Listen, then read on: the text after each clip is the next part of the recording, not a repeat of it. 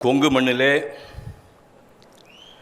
எனக்கு முன்பும் பின்பும் பிறந்துள்ள உடன்பிறப்புகளே, பெரியோர்களே, தாய்மார்களே, குழந்தைகளே, என் இதயத்திலே என்றும் வீற்றிருக்கும் சக்தி மசாலா துரைசாமி சாந்தி தம்பதியரே, அன்பு தம்பி தமிழருவி மணியன் அவர்களே, அன்பு சகோதரி நாவுக்கரசி இளம்பரை மணிமான் அவர்களே, சூழலின் இலக்கிய அடையாளமாக திகழ்கின்ற புலவர் செந்தலை கௌதமன் அவர்களே,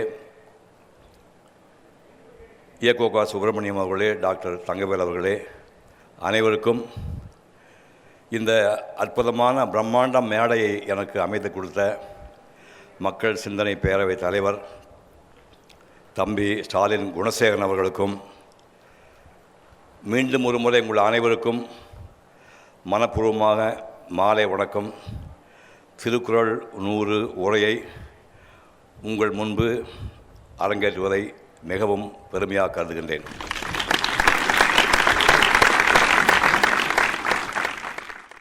முதல் கதை திருச்சி வக்கீல்.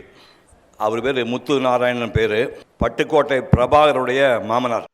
அவர் ஒரு நாள் கல்கத்தாவிலேருந்து டெல்லிக்கு பிளேனில் போகிறாரு. ராத்திரி 10 மணி விமானம். ஒரு 40 அடி உயரத்துக்கு அது விமானம் போயிட்டு இருக்கும்போது நடு வானத்தில் புயல் சின்னம்னு பைலட்டு அறிவிக்கிறாரு. உடனே விமானத்தில் இருந்த அத்தனை பேருமே முருக விநாயகன் இயேசு அல்லான்னு அவங்க சாமியை கும்பிட ஆரம்பிச்சிடுறாங்க. இந்த வக்கீல் மட்டும் கால் போட்டு காலாட்டிகிட்டே உட்காந்துருக்கலாம். இப்படி சுற்றி வளைச்சி பிளேன் போய் இறங்கிடுச்சு. எல்லோரும் பைலட்டுக்கு நன்றி சொல்லிட்டு கிளம்பும்போது ஒரு இஸ்லாமியர் இவர் பக்கத்தில் உட்காந்துருந்தவர், ஏன்பா புயல்னு சொன்னோடனே அவன் உயிரை கையில் பிடிச்சிட்டு இஷ்டத்தை போட்டுருந்தான், நீங்கள் மட்டும் காலை ஆடிட்டு உட்காந்துருந்தீங்க, என்ன தைரியத்தில் உட்காந்துருந்தீங்கன்னா, இத்தனை பேர் உங்கள் சாமியை கும்பிட்றப்போ அவங்கள எல்லாரையும் காப்பாற்ற சாமி என்னை மட்டும் விட்டுருமா, அதனால தான் நான் கும்பிடலான்னாரு. இப்படி ஆள் பாருங்கள். இவருக்கு 36 வயசு, சம்சாரத்துக்கு 29 வயசு. திடீர்னு ஒரு நாள் அந்த அம்மா இறந்துட்டாங்க.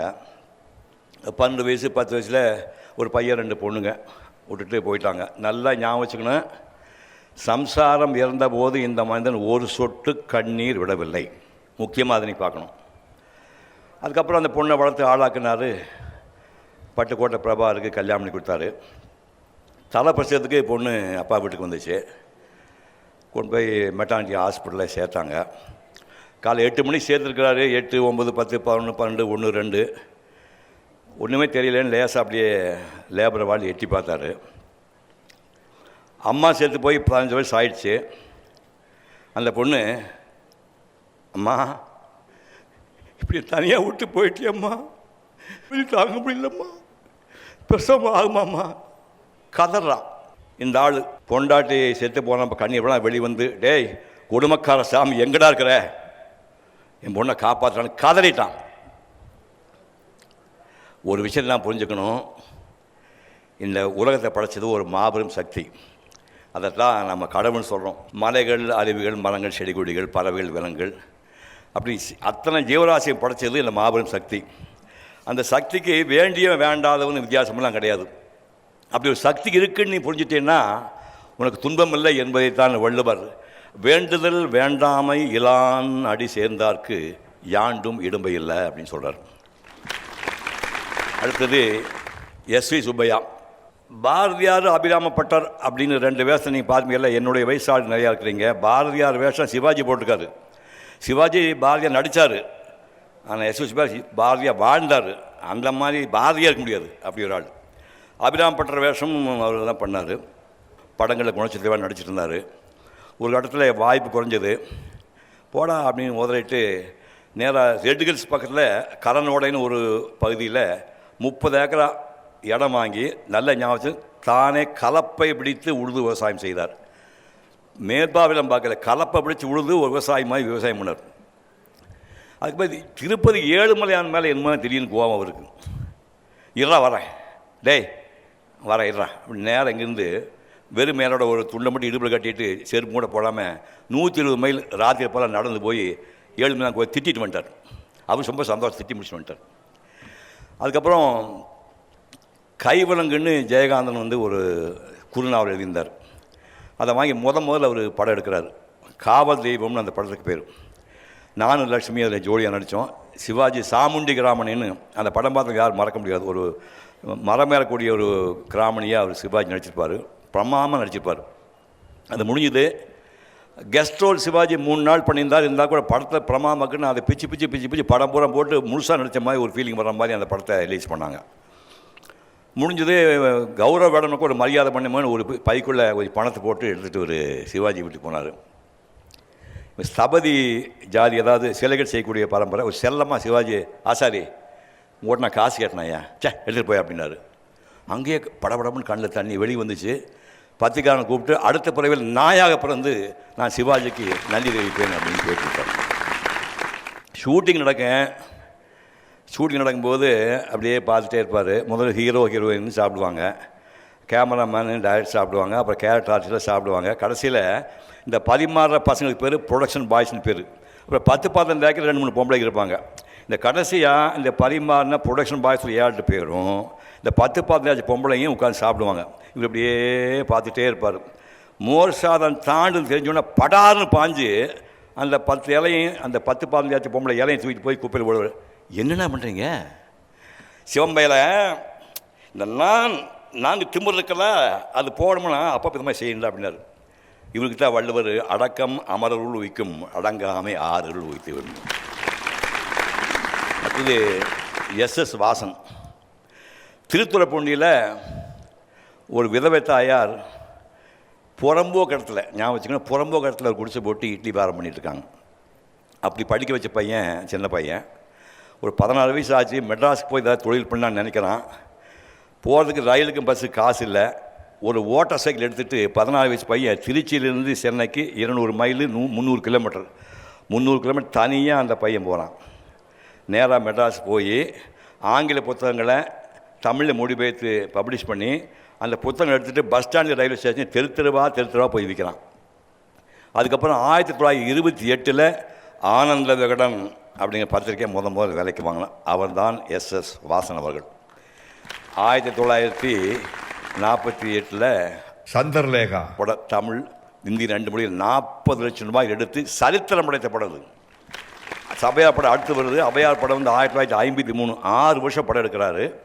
எடுத்து கேபி சுந்தராம்பாள் அம்மாவுக்கு 4 லட்சம் ரூபா 1953 4 லட்சம் ரூபா சம்பளம் வாங்கின ஆம்பளை பொம்பளை யாருமே இருக்க மாட்டாங்க. அப்படி அம்மா தூக்கி வச்சார். அதுக்கப்புறம் தில்லானா மோகனாம்பாள் நீங்களாம் படிச்சிருப்பீங்க. ஆனந்த படம் தொடராக வந்துச்சு.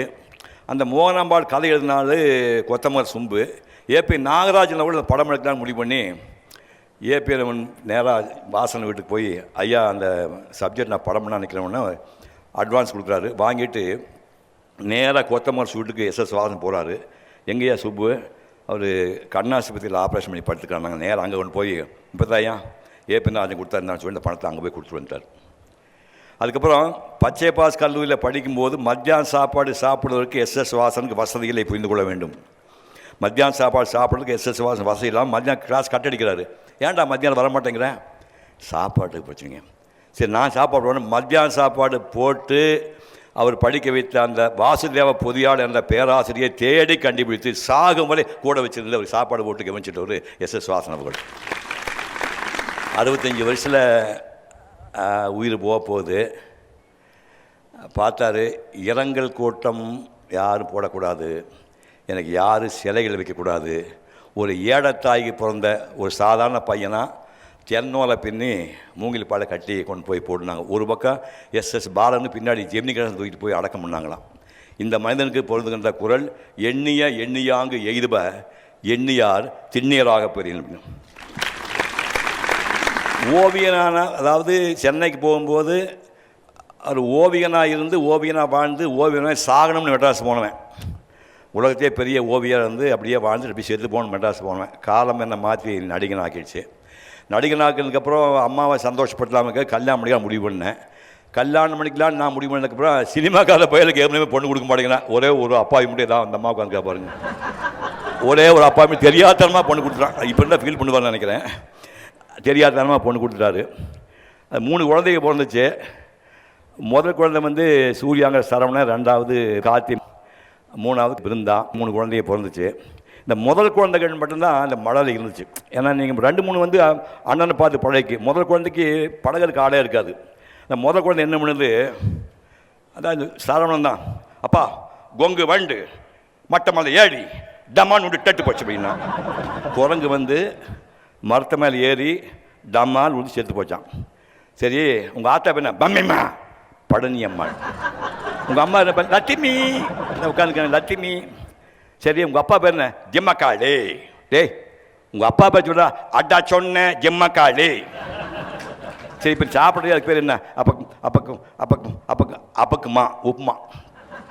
இதுதான் வள்ளுவர் சொல்கிறாரு, குடல் யாழ் இசையை விட குழந்தைகள் மடலை இனிமையானதுன்னு. குடல் இனிது யாழ் இனிது என்ப தம் மக்கள் மழலை சொல் கேளாதாருங்கிறார். சென்னையிலேருந்து கோயம்புத்தூருக்கு ப்ளூ மவுண்டன் போகுது. சேலத்துக்கு போகும்போது வழக்கமாக ஒரு 2 மணி ஆகி போகுங்க. சேலத்துக்கு போனோன்னே டிடிஆர் தூங்கிட்டு என்னை குரட்டை விட்டு எழுப்பியோ, இந்த வினாடி என் பையன் மைனில் மேஜர் ஆகிட்டான், சேலம்ந்து கோயம்புத்தூருக்கு போகிறதுக்கு 3 டிக்கெட் கொடுன்னு அது காசு கொடுத்து டிக்கெட் ஆகிட்டார். அவர் தான் ஓமந்தூர் ராமசாமி. இப்படியெல்லாம் ஆட நீ பார்க்க முடியுமா ஐயா? ஊருக்கு வர்றாரு, ஐயா நீங்கள் முதலமைச்சராக போகிறீங்க. நாங்கள் அட நீ ஒன்று, நான் விவசாயிப்பா, எனக்கு இது சம்மந்தம், ஆளை விடுங்கப்பான்னு நேராக ஓடினார். திருவண்ணாமலை போய் ரமண மகர்ஷி பார்த்தாரு, ஐயா நான் சிவனேன் இருக்கிறேன், என்னை முதலமைச்சராக சொல்கிறாங்கண்ணா. ஐயோ, மக்களுக்கு சேவை பண்ண ஆசைப்பட பைத்தியக்காரன், பேசாமல் போய் ஒத்துக்க அப்படின்னாரு. வந்தார், முதலமைச்சர் ஒத்துக்கிட்டார். தமிழ்நாடு எம்பளம் பார்த்துக்கிங்களா, ஒரு கோயில் இருக்குது. அந்த கோயில் ஸ்ரீவில்லிபுத்தூர் கோயில். ஸ்ரீவில்லிபுத்தூர் கோயில் அந்த எம்பளத்தில் சேர்த்தது ஓமந்தூர் ராமசாமியார். இங்கேருந்து ஒருத்தர் நேருக்கு ஃபோன் பண்ணி மதச்சாரப்பட்ட நாடுன்னு சொல்கிறீங்க, இந்த ஆள் பார்த்தீங்கன்னா இந்த கோயில் வச்சுக்கணும். ஒன்றாவது நம்பினார், சேத்துப்பட்டில் ஆண்ட்ரூஸ்னு ஒரு சர்ச்சில் உள்பக்கத்தில் இயேசுநாதர் சிலுவையில் இருக்கிறாரு. மேலே இந்த கோபுரம் இருக்குது, இந்த கோபுரம் இருக்குது. தமிழ்நாட்டில் கலாச்சாரத்தின் அடையாளம் இந்த கோபுரம், அதை மாற்றக்கூடாதுன்ட்டார் அவர். இன்னும் நேரு கோஹெட் அப்படின்ட்டார். அப்படி எம்பளத்தை போட்டவர். அதுக்கப்புறம் மது விலக்கை நல்லா ஞாபகம், மது விலக்கை அமல்படுத்தினவர். தேவதாசி ஒழிப்பு சட்டம் கொண்டு வந்தார். அர்ஜுன ஆலை பிரவேசம் பண்ணார். இப்படியெல்லாம் பண்ணிவிட்டு 2 வருஷம் தான் பதவி இருந்தார். இருந்தால் அறகுறையான சொத்துக்களை வள்ளலார் மடத்துக்கு எழுதி வச்சு அங்கே போய் சாமியார் ஆகிட்டார். அங்கே இருந்துட்டுருக்காரு. வயசாகி போச்சு, உடம்பு கெட்டு போச்சு. நேராக சாந்தோமில் தெரிஞ்ச விதம் வீட்டில் தெரிஞ்சு தங்கியிருக்கிறாரு. அண்ணா அவர்கள் இறந்து போய் கலைஞர் முதலமைச்சர் ஆகிட்டார். அவர் மோப்பம் பிடிப்பார்ல, எப்படியோ போணுச்சு. பிஏ அனுப்பி, ஐயா நீங்கள் வந்துக்குன்னு கேள்விப்பட்டேன், ஜெனரல் ஆஸ்பத்திரியில் வச்சு ராஜ வைத்தியம் பண்ணி உங்களை காப்பாற்ற நினைக்கிறேன், நீங்கள் என்ன சொல்கிறீங்களாட்டாங்க. என்னை கண்டுபிடிச்சி நீங்கள் வந்ததே பெரிய விஷயம். இன்றைக்கோ நாளைக்கோ சாக போகிற ஒரு சராசரி மனிதனுக்கு மக்கள் வழிபடத்தில் செயல்படக்கூடிய மருத்துவமனை சல்லி காசு செலவு பண்ணி அனுபவிக்க மாட்டேன்னு சொல்லிட்டு 2 நாள் சேர்த்து போயிட்டார். யார் பார்க்க முடியும்னா, இவருக்கு தான் மனத்துக்கண் மாசிலன் ஆதல் அனைத்து அரண் ஆகுல நீர பிற அப்படின்னு வள்ளுவர் சொல்கிறார். புதுப்பேட்டை அம்மா, அதாவது 1 வருஷம் மோகனாட்சில் அப்ரெண்டிஸாக இருந்தேன், 6 வருஷம் ஓவிய கருவியில் படித்தேன். இப்போ புதுப்பேட்டைன்னு ஒரு பகுதி அசோகோட பின்னாடி இருக்குது. அது கத்தோலிய கிறிஸ்தவர்கள் இருக்கக்கூடிய பகுதி. அங்கே ஒரு 7 வருஷம் குடியிருந்தேன். அது ஸ்ட்ரீட் ஹவுஸ், அதாவது இப்போ ரோட்லேருந்து ஒரு 4 ஸ்டெப் இந்த மாதிரி ஏறி வந்தால் தான் வீடு ஆரம்பிக்கும். அந்த மாதிரி இது உள்ளே போனால் 2 சைக்கிள் வைக்கிற மாதிரி முன்னாடி ஸ்பேஸ் இருக்குது. அதுக்கப்புறம் என்னுடைய ரூமு. என் ரூம் சைஸ் எவ்வளோ தெரியுங்களா, 5 அடிக்கு 6 அடி. ஏன் சிவகுமார் வடர் தெரியுதா? 5 அடி ஏன் வடரில் 6 அடி. நீங்கள் இப்போ பொட்டி வச்சுட்டேன், பொட்டி வச்சா வளர முடியாதுல்ல, பொட்டி இடிச்சு 5 அடி நின்று போச்சு. ஸோ சைஸே 5 அடிக்கு 6 அடி ரூம் சைஸ். அதில் தான் 7 வருஷம் என்னுடைய ஓவியமெல்லாம் பார்த்துமே எல்லா ஓவியமும் அதில் வரைஞ்சிடலாம். சனி ஞாயிறில் ஒரு ஏதாவது நல்ல படம் எல்லாம் உட்காரும்போது ஓவியம் வரைக்கும் ஃபுல்லாக கான்சன்ட்ரேட் பண்ணுறதுக்கு டிஸ்டர்பன்ஸே இல்லாமல் இருக்கணும். அந்த வீட்டில் எல்லாமே 10 வயசு 12 வயசு பசங்க ஒரு 4-5 பேர் இருப்பானுங்க. அது என்ன வயசு, ரட்டவால் இல்லை கற்றுவானுங்க, என்ன சொன்னாலும் கேட்க மாட்டானுங்க. பொறுமை போய் என்ன பண்ண, ஒரு பையனை தள்ளி விட்டேன். போனால் 4 ஸ்டெப் கீழே போய் தரையில் வந்தான். நம்ம ஊர் பாஷையில் சாறுகாயம் ஆகி போச்சு. முழங்கால் அடிபட்டு ரத்தம் வருது. நேரம் அம்மாக்கார் என்னம்மா சும்மா இருப்பா, பெத்தவ சும்மா இருப்பாளா. வந்தாங்க, பார்த்தாங்க. என்னப்பா பண்ணுற நீ, ஒன்று கட்டணும்னா குழந்தைக்கு சத்தம் போட்டு தான் செய்வாங்க, அமைதியாக இருக்கணும்னா போட் கப்பில் போய் வீடு வாங்கிட்டு அங்கே போயிட்டாங்க. அட பாதிகளா, 15 ரூபா வாடகைக்கு நாரிக்கிட்டு இருக்கிறேன், கோடியாக செலவு பண்ணி போட் கிளப் வீடு வாங்குறதான். இந்த பொம்பளை இதை விட நம்ம செருப்பால் அடிச்சிருந்தா கூட பரவாயில்ல, இப்படி அவமானப்படுத்திட்டாலும் ஃபீல் பண்ண ஒரு வேடிக்கை என்னென்னா, அந்த புதுப்பேட்டில் இருக்கிற அந்த வீடுகளில் யாருக்கு பிறந்த நாள் வந்தாலும் அந்த வீட்டில் 24 பேருக்கும் ஒரு கேக்கு, ஒரு வடை ஒன்று, ஒரு கேக்கு துண்டு கண்டிப்பாக கிடைக்கும். இப்போ என்னை திட்டினாங்கல்ல அந்த அம்மா பொண்ணு ஃபெலோமினான்னு பேர், அந்த பொண்ணுக்கு நாளைக்கு பிறந்த நாள். அப்போ நம்ம மான ரோஷ உள்ளம்னா அந்த கேக்கை அப்படிங்க வாங்கி கூட செத்து போகலாம் அப்படி முடிவு பண்ணிட்டு மறுநாள் ஸ்கூலில் படிச்சு போனேன். அப்படியே கிளாஸ் விட்டுது, அப்படியே தெருவெல்லாம் சுற்றிட்டு கீழே போய் சாப்பிட்டு நேராக உழைப்பாளர் சிலைக்கு போனேன். அங்கேருந்து காந்தி சிலைக்கிட்ட போனேன். காந்தி சிலை மணலுக்குள்ளே போய் நீட்டு ஸ்டாண்டை போட்டுட்டு போட்டுறேன். பௌர்ணமி நிலா அப்போ தான் மேலே வருது. 7 நிலா போயிட்டே இருக்குது. நிலா உச்சிக்கு போயாச்சு. 12 மணி தாண்டியாச்சு. அப்படியே பார்க்குறேன், பீச்சில் போகிற கூட்டம், காரு பங்களா எல்லாம் நின்று போச்சு. பீச்சுக்குள்ளே யாரும் கிடையாது. ஒரே ஒரு சவுண்ட், டுட்டி ஃப்ரூட்டி வண்டி டிங் டிங் டிங் டிங்னு அந்த டுட்டி ஃப்ரூட்டி வண்டி மட்டும் ரோட்டில் போயிட்டுருக்குது. அப்புறம் அப்படி உட்காந்தோன்னா நேரம் அந்த ரோந்துக்கு வருவான போலீஸு வந்து, ஏய் இன்னும் அங்கே பட்டுருக்குற வீடுல அப்படின்னா. இந்த நாய் பார்த்தீங்களா, நாயை கோமா விரட்டினீங்கன்னா இந்த பாலை தூக்கி பின்னாடி இடிக்கி பார்த்தீங்களா, 2 பேரும் பின்கால நடுவில் பாலை இடுக்கிட்டு போகும்போது அப்படின்னு அந்த மாதிரி பாலை இடுக்கிட்டு போன மாதிரி சைலண்ட்டாக இருந்து சைக்கிள் எடுத்தேன். அப்போ கூட ரோஷம் போகல. பழையபடி எடுத்து மெதுவாக உட்லண்ட்ஸ் வந்து ஜெமினி ரவுண்ட் டானா வந்து வில்லேஜ் ரோடு போய் ஸ்பட்டாங் ரோடு போய் எக்மூர் ஆட்டோமேட்டிக் சிக்னல் போய் 1:30 மணி நைட்டு நிலா மேலே போய் சாஞ்சிடுச்சு.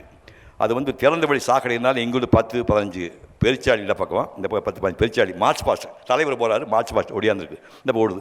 அப்படியே போயிட்டே இருக்க சைக்கிளில் போனால் வாசலில் கருப்பாக ஒரு உருவம் உட்காந்துருக்குது.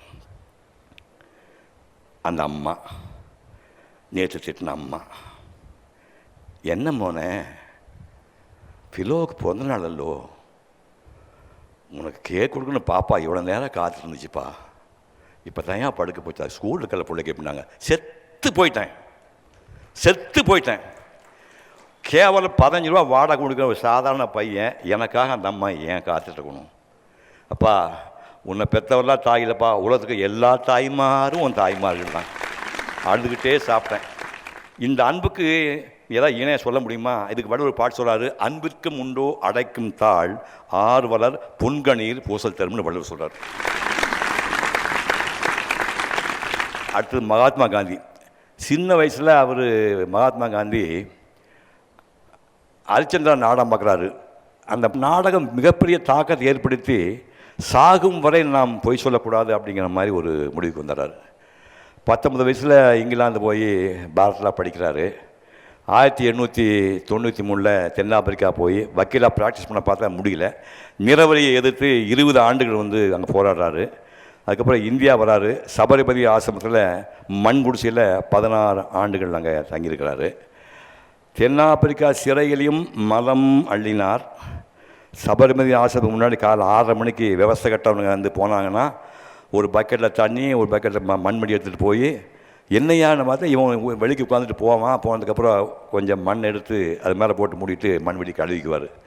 ஒரு இங்கிலாந்து ஒரு ஜேர்னலிஸ்ட் பார்த்து, ஐயா என்ன பண்ணுறீங்கன்னா, மனித கழிவு மிகச்சிறந்த உரம் என்று சொல்லி பார்த்தேன், இந்த மடைகளுக்கு புரிவதாக தெரியவில்லை, அவனுக்கு புத்தி வர வரைக்கும் இதை பண்ணத்தோட வழி இல்லைன்னு சொல்லி சொன்னார். அதுக்கப்புறம் வந்து தீண்டாமை எடுத்தும் வகுப்பாத்து எடுத்து உண்ணாவிரதம் இருந்தார். தென்னாப்பிரிக்கா 249 நாள் சிறையில் இருந்தார். இந்திய சுதந்திரத்துக்காக 2089 நாள் சிறையில் இருந்தார். அகிம்சையை ஆயுதமாக வைத்து நாட்டுக்கு சுதந்திரம் வாங்கி கொடுத்தனால தான் நம்ம பாரதி சொன்னான், வாழ்கனி எம்மான் இந்த வையத்து நாட்டிலெல்லாம் தாழ்வுற்று வறுமை மிஞ்சி விடுதலை தவறி கெட்டு பாழ்பட்டு நின்றதாமோர் பாரத தேசம் தன்னை வாழ்க்கை வந்த காந்தி மகாத்மா நீ வாழ்க என்று பாடினார். இவருக்கு வந்துக்கூடிய பாட்டு, வையத்துள் வாழ்வாங்கு வாழ்பவன் வானுரையும் தெய்வத்துள் வைக்கப்படும். அடுத்து செங்காட்டு தோட்டம் ஆத்தா. எங்கள் ஊரில் நினைவஞ்ச நாடுலேயே தண்ணி பஞ்சம். அது கசப்பு தண்ணி சொன்ன ஒரு உப்பு தண்ணி. அது நீங்கள் சாப்பிட்டு முடிச்சுட்டு அதை வாயில் ஊற்றி கொப்பிடிச்சிங்கன்னா சின்ன சோறு வெடி வந்துடும். அந்த யாராக போனால் ஐயோ வாய் கொப்பிச்சா கெஞ்சி வருவாங்க. அதே மாதிரி குளிக்கணும் பார்த்தீங்கன்னா வாரத்தில் ஒரு நாள் தான் குளிக்க முடியும். ஏன்னா குளிச்சா உப்பு பூத்துக்கும், சோப்பெல்லாம் உரைக்கவே உரைக்காது. அதனால் வாரம் 1 நாள் குடிப்பேன். எங்கள் ஊர் பக்கத்தில் வந்து பெரும்பாலும் மேகாத்து அடிச்சுட்டு இருக்கிறதுனால வேர்வை ஜாஸ்தி வராது. அதனால் நாங்கள்லாம் வந்து மாப்பிள்ளை கைகால் முகம் கழுவிட்டு வாங்க அப்படின்னு சொல்லுவோம். குளிச்சுட்டு சொல்ல மாட்டேன், கைகால் முகம் கழுவிட்டு மாப்பிள்ளை அப்படின்னு தான் சொல்லுவோம். அப்போ என்னாச்சு, சைக்கிளில் 2 குடத்தை போட்டு இங்கேருந்து ஒரு 2 கிலோமீட்டர் தூரமாக ஏரோட் ரூமுக்குள்ளே ஒரு செங்காட்டு தோட்டம்னு பேர். அந்த தோட்டத்தை மட்டும் பாலைவனம் சோலை மாதிரி சுத்தமான தண்ணி கிடைக்கும். கற்பனை பண்ணி பாருங்கள், கரண்ட்டு கிடைக்காத காலத்தில் ஆயில் என்ஜின் மோட்டரை போட்டால் நிறைய செலவாகும். அதை பற்றி கவலைப்படாமல் ஆயில் என்ஜின் மோட்டார் ஓட்டி 40 அடி நீளம் 10 அடி ஆழத்தில் தொட்டியில் தண்ணீர் ஒப்பி 25 வருஷங்கள் ஒரு களை கொடுக்குறான். நம்ம பேச்சியம்மா நம்ம 25 வருஷங்கள் ஒரு களை கொடுக்குறான். அப்போ எல்லா ஊர்லேயுமே கிராமத்தை பொம்பளை அப்படித்தான் இருப்பேன்னு நினைப்பீங்க. இல்லை, இந்த செங்காட்டு தோட்டத்துலேருந்து சும்மா 1 கிலோமீட்டர் தூரத்தில் அதே மாதிரி இன்னொரு தோட்டம் இருக்குது. அங்கே ஒரு பாட்டியம்மா இருக்கிறான். தண்ணி குடத்தை தலையில் வச்சுட்டு இருப்பு வச்சுட்டு ஒரு ஆள் போனான்னா கொள்ளையில் வானவி வந்துட்டாங்க அப்படின்னு உடனே மாட்டுச்சாணி இவ்வளோ எடுத்து தட்டி போய் கலக்கி விட்டுருவான், சுத்தமாக முடிஞ்சு போய். இப்படியெல்லாம் மக்கள் இருக்கும்போது இப்படி ஒரு பொம்பளை 25 வருஷம் அந்த ஊருக்கு தண்ணி கொடுத்தான். 109 வருஷம் அந்த பாட்டியம்மா வாழ்ந்தாங்க. நான் ஒரு தடவை இடையில ஊருக்கு போனேன். எங்கள் அக்காவுடைய மாமியார் தான் அவங்க. சொன்னாங்க, மாப்பிள்ள அப்பப்போ எனக்கு கொஞ்சம் கருக்குன்னு இருக்குது அப்படின்னா பயமாக இருக்குதாம்மா, திகிலாக இருக்காம்மா. அப்பப்போ எனக்கு கொஞ்சம் கருக்குன்னு இருக்குது. அப்பாச்சின்னா தூக்க மாட்டி சேர்த்து போயிட்டேன். மாறாத்தா அந்த பாலுங்க கிணத்துல குதிச்சு அவனு தற்கொலை பண்ணிட்டான். அப்படிக்கு எப்படி நான் ஏதாச்சும் பண்ணி சேர்த்து போகணும் அப்படின்னா, ஊருக்கெல்லாம் தண்ணி கொடுத்த புண்ணியவதி உனக்கு அப்படியெல்லாம் ஒன்றா தைரியமாக அப்படின்னு சொன்னேன். அதுக்கப்புறம் பிருந்தா கல்யாணத்துக்கு ஆசீர்வாதம் பண்ணிவிட்டு, சூர்யா ஜோதியா கல்யாணத்துக்கு ஆசீர்வாதம் பண்ணிவிட்டு அதுக்கப்புறம் தான் அந்த பாட்டி போனாங்க. அதாவது குளத்து நீர் ஊர் மக்கள் எப்படி பயன்படுதோ அது மாதிரி கொடை வள்ளல் செல்வமும் பயன்படும் அப்படிங்கிறது தான் வள்ளுவர். ஊருணி நீர் நிறைந்தற்றே உலகு அவாம் பேரறிவாளன் திரு அப்படின்னு சொல்கிறார். கார்த்தி இங்கே ஸ்கூலில் சென்ட் பீஸில் முடிச்சுட்டு மண்டலூர் கிருஷ்ணன் இன்ஜினியரிங் காலேஜ் படிக்கிறதுக்கு போனான். உலகம் தெரிஞ்சுக்கணும் அப்படிங்கிறதுக்காக என்ன பண்ணுவோம், தேனாம்பேட்டை பஸ் ஸ்டாண்டில் கொண்டு போய் அவனை ஏற்றி விடுவோம். ஸ்டேட் டிரான்ஸ்போர்ட் பஸ்ஸில் தான் இப்போ போவான். அவன் ரொம்ப ஜாலியான நாள். கருவாட்டு கூட வரும், குருவி ஜோசியம் வருவான், கட்டடம் பேசிடுவான், எல்லாம் பட்டு ஜாலியாக போவான் அவன். அப்படியே ஒரு 3 வருஷம் போயிடுச்சு. அந்த டைமில் சூர்யாவும் சினிமாவுக்கு வந்துட்டான்.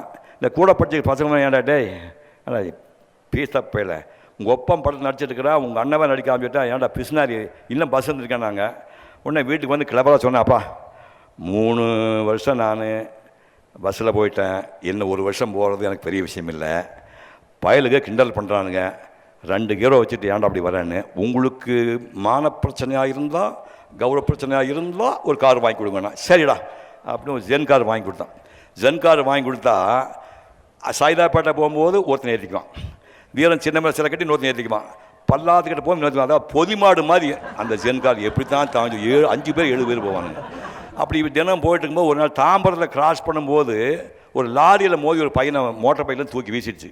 உடனே ஃப்ரெண்ட்ஸ்லாம் தூக்கிட்டே நீங்கள் பஸ்ஸில் போனால் சொல்லிட்டு அந்த அடிப்பட்ட பையன் தூக்கிட்டு போய் பக்கத்தில் ஒரு ஆஸ்பத்திரி சேர்த்து இவன் காலேஜ் போயிட்டான். 2 நாள் கழிச்சு யாராவது மோப்பம் முடிச்சு நேராக வீட்டுக்கு வந்துட்டார். ஐயா, நான் இந்த மாதிரி தாம்பரத்தில் தனியார் கல்லூரி நடத்திட்டு இருக்கிறேன்.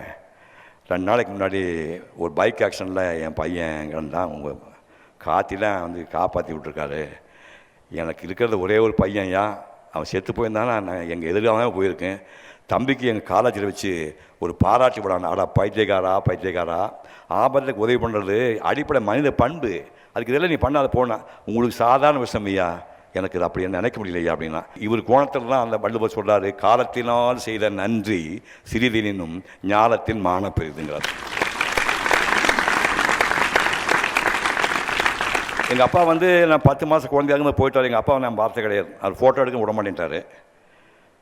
அதுக்கப்புறம் 15 வயசு வரைக்கும் அம்மா எப்படியோ ராய்க்கழி ஊற்றி சோறு கீடு போட்டு படிக்க வச்சாங்க. இப்போ மெட்ராஸ் போதும் முடிவு பண்ணிட்டேன்.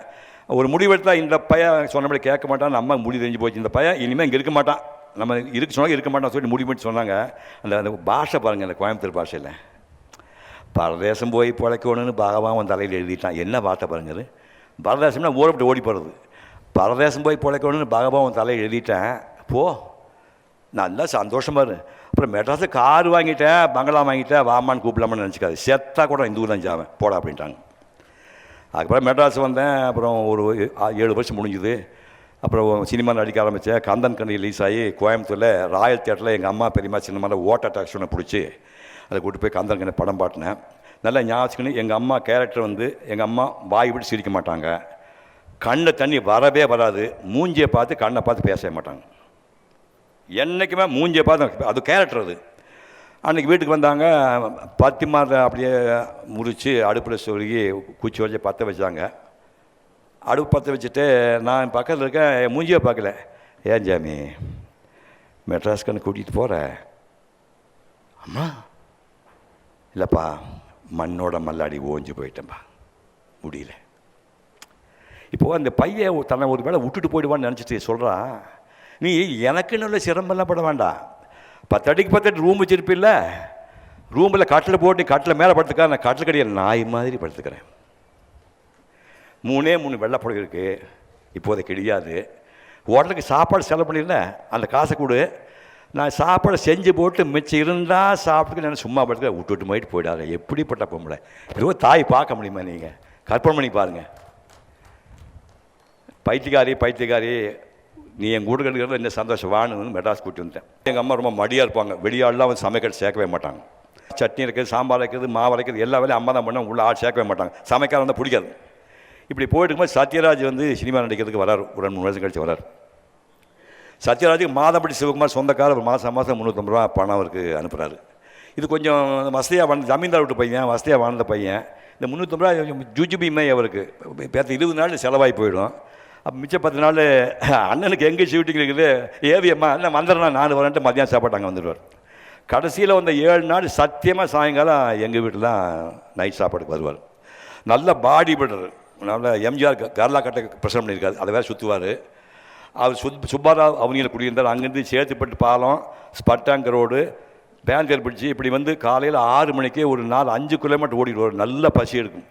சத்யராஜ் எங்கள் வீட்டுக்கு 7 மணிக்கு வர்றான்னா எங்கள் அக்கா பொண்ணு சின்னலட்சுமி உடனே புதுசாக தேங்காய் உடைப்பா. சட்னி பத்தாதுன்னு, இருக்க சட்னி பத்தாதுல புதுசாக தேங்காய் உடைப்பா, ரெடி பண்ணி. இப்போ இப்படி போயிட்டு இருந்து திடீர்னு ஒரு நாள் அம்மா செத்து போயிட்டாங்க. அன்றைக்கி சத்யராஜ் வர முடியல, வெளியூரில் ஷூட்டிங் போயிட்டார். மறுநாள் வந்தோடனே பார்த்தோன்னே அப்படியே தோளில் கை வச்சு அப்புறம் ராஜ் என்ன குப்பீல்னு அழுதுட்டார். அவர் 6 அடி 2 அங்குல ஒரு ஆள் கத்தனை எப்படி 3 வீடு பக்கத்தில் ஒடியாந்துட்டாங்க. என்ன ஆச்சு கேபிக்கு அழுது, என்னையா ராஜ் பரவாயில்ல ராஜ் சமாளிட்டு ஒன்றுமே பேசல, எழுந்து போயிட்டார். போனால் மாதப்படி சிவகுமார் ஒய்ஃபு, என்ன ராஜு சிவகுமார் வீட்டில் போய்ட்டு ட்ராமா பண்ணிட்டு போல இருக்கு. அப்படி இல்லைக்கா, மாதப்பட்டியான மாதம் எனக்கு 350 ரூபா அனுப்புகிறாரு. அது எனக்கு ஒரு 10-20 நாளில் வரும், மிச்ச நாளுக்கு பத்தாது. நான் பெரும்பாலும் அப்படியே அண்ணன் வீட்டுக்கு போவேன். இப்போது நம்ம ஒரு வீட்டுக்கு போய் ஒரு 4 பேர் ஒன்றா உட்காந்து சாப்பிட்டேன்னு வச்சுங்க. ஒரு ஆள் தோசை ஊற்றிட்டு இருக்கான், கொஞ்சம் கூட பொறுப்பு இல்லாமல் ஜோக் அடிச்சுட்டு மாற்றி 10 பேர் சாப்பிட்டே இருந்தோம்னா ஒரு 5 ரவுண்டு தோசை ஊற்றிருப்பான் 8 பேருக்கு. அவனுக்கு பொறுமை போயும்ல சமைக்கானுக்கு. ஏன் தம்பி இந்த தோசை ஊற்றிட்டுமா அப்படின்னு, அது கடைசி தோசைன்னு அர்த்தம். என்னடா 60 லட்சம் தின்னுட்டே இருக்கிறீங்க அப்படின்னு சொல்லாமல் தம்பி இன்னொரு தோசை ஊற்றிட்டுமா அப்படின்னு, அது கடைசி தோசைன்னு அர்த்தம். நான் சாதாரணமாக 10-15 தோசை சாப்பிடுவேன். ஒரு நான் கூட அந்த ஆத்தா போதுமா ராஜுன்னு கேட்டதே இல்லை. அதைத்தான் நினச்சாள். தானே அந்த ஆத்தாவுக்கு மாவு இருக்குதா, சட்னி இருக்குதா, வெறுபத்தோட படுப்பான், அதை பற்றி கவலை இல்லை. நான் பாட்டி சாப்பிட்டே இருப்பேன். ஒரு நாள் கூட மறந்து போய் ராஜு போதுமானு அதை நினச்சிட்டு எழுதுனா. அதாவது தேவேந்திரன் சாப்பிடக்கூடிய அமிர்தமாக இருந்தாலும் விருந்தாளியை வாசலுக்கு வச்சுட்டு ஒரு தமிழை சாப்பிட மாட்டான்னு வள்ளுவன் சொல்கிறான். விருந்து புறத்ததா தானுண்டல் சாவா மருந்தினும் வேண்டற் பாட்டான்றுன்னு இதுக்கு வள்ளுவர் சொல்கிறார். 1920 மதுரையில் ஒரு டாக்டரு, அவர் பையன் மனோகர் தேவதாஸ்ன்னு பேர். அவர் chemistry professor. Madurai town, Thirumalai Nayakkar Mahal, கோரிமேடுன்னு எல்லா இடங்களையும் லைன் ட்ராயிங்கில் இன்றைக்கு வரைக்கும் மனோகர் தேவதாஸ் மாதிரி, நான் பெரிய ஆர்டிஸ்ட், ஆனால் என்னை விட அவர் லைன் ட்ராயிங்கில் பெரிய ஆள். அப்படி யாருமே பார்க்க முடியாது, அப்படி வரைஞ்சவர். அவர் மகிமான்னு ஒரு பொண்ணு மெட்ராஸில், அது பள்ளிக்கூடத்து வாத்தியாருக்கு லவ் பண்ணி கல்யாணம் பண்ணிக்கிறாரு. 2 பேர் மாதத்துக்கு ஒரு நாள் காரில் புறப்பட்டு மதுரைக்கு போய் அப்பா அம்மா பார்க்க போவாங்க. அன்றைக்கி மகிமா ஞாபகம் வச்சுங்க, படிப்பில் கெட்டிக்காரி, எல்லாருக்கும் ஸ்டூடாக இருப்பான். சில வீடுகளில் பொம்பளைக்கு ஸ்டூடாக இருப்பாங்க. இந்த பொண்ணு போனாங்க, விழுப்புரம் போச்சு. ஒரு 4-4:30 மணிக்கு போச்சு. 2 பேரும் டிஃபன் சாப்பிட்டாங்க ரோடு ஓரமாக. சாப்பிட்டு யோ மனம் நான் ஓட்டுறேன் அப்படின்னா, சரி ஓட்டுன்னு இந்த ஆள் கொடுத்துட்டான். இந்த மகிமா வண்டி எடுத்து ஓட்ட ஆரம்பித்த உடனே முன்னாடி போகாத நேரம் டிரைவர் வண்டியை ஓட்டாமல் லாரி கிளீனர் வண்டி ஓட்டுறான். கிளீனர் வண்டி ஓட்டும்போது என்ன ஆகுது, இந்த பாம்பு போகிற மாதிரி இப்படி ரோட்டில் இப்படி போகுது, அப்படி போகுது, இப்படி போகுது. ஓவர்டேக் பண்ண விட மாட்டேங்கிறான். ஒரு சின்ன கேப்பை பார்த்து இந்த வண்டி லேசாக அந்த ரைட் சைடு போச்சு, கீரை மாற்றி எடுமா அப்படின்னா கீரை மாற்றி டர்னா சடாரம் வச்சு தூக்கி போச்சு. பாலம் தாண்டி அந்த போய் விழுந்துட்டான். மொத்த கார் ஒரு பாலத்துக்கு அந்த போய் கீழே விழுந்தாச்சு. அம்மாக்கள் ஒரு பக்கம் கிடக்கிறான். இந்த மனோகர் தேவாஸ் உடம்பெல்லாம் ரத்த விளாதி, பொண்டாட்டி காணும், கார் விட்ட மகிமாவை காணும். தேடுனா ஒரு 20 அடி தூரம், எப்படி போன 20 அடி தூரம் புஷ் கூட கிடக்கிறான். பேச்சு மூச்சு இல்லை. உடனே தூக்கிட்டு நேராக பக்கத்தில் பாண்டிச்சேரி ஜிப்மர் ஹாஸ்பிட்டல் கொண்டு போகிறாங்க. போய் டெஸ்ட்லாம் பண்ணாங்க, எல்லா டெஸ்ட்டும் பண்ணாங்க. சார் ஒன்றும் பிரச்சனை இல்லை, உயிருக்கு ஆபத்தெல்லாம் கிடையாது. கழுத்துக்கு கீழே இனிமேல் அவனுக்கு எதுவுமே வேலை செய்யாது. அதுக்கு பேர் குவாட்ரி ப்ளீஜியா அப்படின்னு பேர். கழுத்துக்கு கீழே எதுவுமே வேலை செய்யாது. அதாவது பார்ப்பாங்க, பேசுவாங்க, சிரிப்பாங்க, சாப்பிடுவாங்க. ஆனால் 1க்கு 2க்கு போகிறத கூட அவங்களுக்கு தெரியாது. இல்லை கொடூரமான விஷயம், இந்த மாதிரி கண்டிஷன் படுக்க வச்சிங்கன்னா பெட் சோர், படுக்கை புண்ணு வரும். இந்த வீட்டில் பெட் சோர் பொம்பளைக்கு வந்தால் 3 தெருவில் குடியிருக்க அப்படி துர்நாற்றம் அடிக்கும், பார்த்துக்கன்னு அனுப்புகிறாங்க. என் மனைவியை எப்படி பார்த்து கொள்ள வேண்டும் என்று எனக்கு தெரியும் என்று இந்த மனிதன் அந்த குவார்டர் பிளீஜா உள்ள ஈழ்ப்பதி வழங்காத மனைவி வீட்டுக்கு கூட்டி பயமாக கூட்டி வந்து அவனே குளிப்பாட்டி, அவனே தலைவாரி விட்டு, அவனே சோறு ஊட்டி 35 வருஷம் காப்பாற்றணும். இதுக்கு இடையில் அவனுக்கு ரெட்டினா ப்ராப்ளம் வந்து கண் பார்வை போயிட்டே இருக்குது. கண் பார்வை மதுரை பார்த்து படம் வரையலாம்னா இந்த குருடன் நோண்டிக்காத மாதிரி அவளுக்கு பார்வை இருக்குது. அந்த வீழ்ச்சியாக கூட நகர்த்தி வந்து விட்டு நீ படித்து சொல்லுமான்னு சொல்லி அந்த கதையெல்லாம் அவள் படித்து சொல்லுவாள். மதுரை ஊரை பற்றி ஹிஸ்ட்ரியாக படிச்சுட்டு இருப்பா. இவன் கண்பாடு போயிட்டு இருக்குது, பூத கண்ணாடி வச்சு லைன் ட்ராயிங் போடுவான், கொஞ்சம் மேக்னிஃபைங் கிளாஸ் வச்சு லைன் ட்ராயிங் போடுவான். இப்படியெல்லாம் பண்ணி 2007 அந்த பறவை பறந்து விட்டது. இப்போ நான் மணியம் செல்வன் வந்திருக்காரு, அவர் நான் ஒரு 2 வருஷம் கழிச்சு அவர் பார்க்க போனோம். பாப்பநாசம் சிவன் சாலைன்னு சென்ட் பீச் பக்கத்தில் இருக்குது, கொஞ்சம் வசதியான வீடு தான். போனால் செந்திலே கௌதம் சைஸ் ஆள், இன்னும் கம்பீரமாக இருப்பார், முடிகிற மிலிட்ரி மேஜர் மாதிரி இருப்பார். சிவகுமார் வாங்க, மணியன் செல்வன் வாங்க அப்படின்னாரு. எனக்கு மூஞ்சியே தெரியாது, இருக்கு கண்பதை போயிடுச்சேன். கூப்பிட்டாரு, உள்ளே போனேன். உள்ளே என்ட்ரான் தடுமாறிட்டே உள்ளே போனேன். ஒரு நிமிஷம் வச்சேன். என் மகிமாவுக்கு மதுரை மல்லி ரொம்ப பிடிக்கும், நீங்கள் வர்றீங்கன்னு சொல்லி பிளேனில் மல்லிகைப்பூ வாங்கி மாலை கட்டி வச்சுருக்கேன். என் மகிமா படத்தை போட்டுட்டு அப்புறம் போய் உட்காருங்க சார். என்ன சார் கேரக்டர்? செத்து போய் 5 வருஷம் ஆச்சு. பொண்டாட்டிக்கு மதுரையிலேருந்து பூ வாங்கி கட்டி வச்சு சிவகுமார் போட சொல்லி உட்கார வச்சார். அதுக்கப்புறம் சிரின்னு சிரித்து ஜோக்காடிச்சு போண்டா பஜ்ஜியெல்லாம் கொடுத்தா சாப்பிட்டா சிரிச்சுட்டு கிளம்ப போகிறேன். நீங்கள் ஐயா நீங்கள் சிரமப்படாதீங்க, நீங்க அப்படின்னா வீட்டுக்கு வந்த விருந்தாளிகளை வாசல் வரைக்கும் வந்து அனுப்பணும்னு மகிமா சொல்லிட்டு போயிருக்கா. அவள் பேச்ச நான் தட்ட மாட்டேன்னு சொல்லி எழுந்து தடுமாறிட்டே வாசல் வரைக்கும் வந்து எங்களை பைப்பை சொல்லிட்டு டிரைவர் யாருன்னா தமிழ் தேங்க்யூ தமிழ். இப்படி ஒரு ஹஸ்பண்ட் இப்படி ஆளை பார்க்க முடியுமா ஐயா? இவங்களுக்கு தான் வள்ளுவர் சொல்கிறாரு, அன்பும் அறனும் உடைத்தாயின் இல்வாழ்க்கை பண்பும் பயனும் அதுன்னு சொல்கிறார். கோயில்பட்டி பக்கத்தில் இடச்சவல்னு ஒரு சின்ன ஊர், ஒரு அளவான ஒரு மிராஸ்தா குடும்பம் மாதிரி. ஒரு விவசாய குடும்பத்தில் பிறந்தவர் கீரா. அந்த சம்சாரம் பேர் கணபதி அம்மான்னு பேர். கீராவுக்கு வந்து சின்னதிலே படிப்பு சரியாக வரல, ஆனால் கேள்வி ஞானம் பாப்பார் சுற்றி நடக்க அனுபவங்களை வச்சு கோபல கிராமத்து மக்கள் கரிசல் காட்டு கழுதாசி வட்டார சொல்லதான்னு பிரமாணம் 7 பேர்லாம் வாங்கிட்டார். இதெல்லாம் பின்னாடி உள்ள விஷயம். 24 வயசில் அவருக்கு டிபி வருது. இதை நான் சொல்ல கதையெல்லாம் 1940க்கு முன்னாடி. 24 வயசில் அவருக்கு டிபி வருது. நாகர்கோவிலேருந்து பக்கத்தில் புத்தேரின்னு அந்த ஊருக்கு பேர், புத்தேரி. அந்த ஊரில் டிபி ஹாஸ்பிட்டலுக்கு அங்கே போய் வைத்தியம் பார்த்தாங்க, சரியாகலை. நேராக புறப்பட்டு நீ மெட்ராஸ்காரங்க தெரியும், மதனப்பள்ளின்னு ஆந்திரா பார்டர் இருக்குது, மதனப்பள்ளியில் டிபி ஹாஸ்பிட்டல் இருக்குது, நான்லாம் போயிருக்காங்க. அந்த ஹாஸ்பிட்டலில் போய் பார்க்குறேன், அங்கேயும் சரியாகலை. அதான் என்றைக்கு மேலே சேர்த்து போகலாம் லோக்கு இருமிட்டு இருக்கிறாரு. இந்த இடத்துல 2வது வீட்டில் ஒரு பொண்ணு கணபதியம்மான்னு பேர். நான் உனக்கு கல்யாணம் வரைக்கிறேன் முண்டோம், அது இருக்கா உனக்கு, இன்றைக்கி ஒரு நாளைக்கு சாப்பிட போகிறேன், கல்யாணம் பண்ணிக்கிறேன். சேர்த்து போனேன் அப்புறம் பார்த்துக்கிறேன், இப்போ நான் கல்யாணம் பண்ணிக்கிறேன். கொலை பண்ண போகிறோம். வேடிக்கைன்னா இவரோட பாட்டி பயங்கர சப்போர்ட்டு. பண்ணிக்கலாம் கல்யாணம் பண்ண. முன்னாடி டாக்டர் சும்மா இருப்பாங்களா, டிபி பேஷண்ட்டை கல்யாணம் பண்ணால் பொண்ணுக்கு டிபி வரும் அப்படின்னாங்க. வந்தால் வந்து பொண்ணு தைரியமாக கல்யாணம் முடிவு பண்ணால் வெக்கம். இந்த பக்கம் 2 வீடு, இந்த பக்கம் 2 வீடு, இதாது 2 வீட்டில் 2 வெத்தலை ஒரு எலுமிச்சம்பழம். இது கல்யாணத்துக்கு டீலாம் கொடுக்கல. 4 பேருக்கு 2 வெத்தலை எலுமிச்சம்பழம் கொடுத்து கல்யாணம் கொடுக்குறாங்க. இப்போ தான் ஸ்ட்ரெப்டாமைசின் அப்படிங்கிற அந்த மருந்து கண்டுபிடிக்கப்பட்டுனா 90 நாள் நான் ஸ்டாப்பாக ஊசி போடுறாங்க. இதெல்லாம் உங்களுக்குலாம் தெரியாது, உங்களுக்கு முந்தின தலைமுறை. நான் ஸ்டாப்பாக 90 நாள் ஊசி போட்டு நாள் பொழைச்சிட்டான். செத்து தொலைவன் நினச்சிட்டா, நானா தப்பிச்சு பொழைச்சிட்டான் டாக்டர் கிண்டல் பண்ணுறாரு. இதுக்கப்புறம் கணபதி அம்மாவோடு சேர்ந்து வாழ்ந்து 2 பிள்ளைங்க பிறக்குது, ஒரு பொண்ணு பிறக்குது. அந்த பொண்ணு ஒரு இடத்துல செத்து போகுது. இந்த பையன் போலீஸ் டிபார்ட்மெண்ட்டில் பெரிய ஆஃபீஸராகி ரிட்டையர் ஆகிட்டான். பையன் வந்து ஊரில் விவசாயம் பண்ணிட்டுருக்கிறான். ஒரு பையன் ஐடியில் வேலை பார்த்துட்டுருக்கிறான். விவசாயினோட பொண்ணு வந்து ஐஏஎஸ் முடிச்சிருக்கிறான். 2 பேர் நான் தான் படிக்க வச்சேன். ஏன்னு கேட்டால் கீரா எனக்கு வளர்ப்பு தந்தை. ஸோ இந்த 2 பேருமே கணபதி அம்மா கொடுத்த தைரியத்தில் 24 வருஷம் செத்து இருக்க வேண்டிய 98 வயது வாழ்ந்தான். இந்த அம்மா 87 வயசில் 2 வருஷம் முன்னாடி 2 பேர் போயிட்டாங்க. இந்த அம்மாவை பாராட்டுவதற்காக கௌரவிப்பதற்காக வள்ளுவன் எழுதிய குரல், மனைத்தக்க மாண்புடையல் ஆகி தற்கொண்டான் வளர்த்தக்கால் வாழ்க்கை துணை. அப்துல் கலாம் அப்பா வந்து ஜைனுல்லாபுதீன்னு படகு தொழில் பண்ணுறாரு. படகுல ஏற்றுமதி இறக்குமதி மாதிரி சாமான் ஏற்றிட்டு போவார், இறக்கிட்டு வர அப்பா பண்ணுறாரு. அம்மா வந்து ஆயிஷம்மான்னு பேர். ரொம்ப வறுமையான குடும்பம், 4 பசங்க, ஒரே ஒரு பொண்ணு. இது இவ்வளவு அரிசி எடுத்து அதை கூழ் காய்ச்சி அந்த கூழை வந்து 4 பசங்களுக்கு பொண்ணுக்கு ஊற்றி கொடுத்துட்டு மிச்சம் இருந்தால் குடிப்பானே சட்டி கவுத்துருவாங்க அந்த அம்மா. இந்த பையன் காலையில் ஒரு 10 வயசு 12 வயசு இருக்கு. இந்த தனுஷ்கோடி போட் மீல் ராமேஸ்வரத்தை கிராஸ் பண்ணும்போது கொஞ்சம் ஸ்லோ டவுன் பண்ணி நியூஸ் பேப்பரை தூக்கி பிளாட்ஃபார்ம் வீசிட்டு போவாங்க. ஓடி போய் இந்த பையனு சம்சுதின்னு சித்தம் பையன் 2 பேரும் எடுத்துகிட்டு தெருவா 10-14 வருஷம் ஞாபகம் வச்சுங்க, தெருவா போய் பேப்பரை போட்டு வருவான்.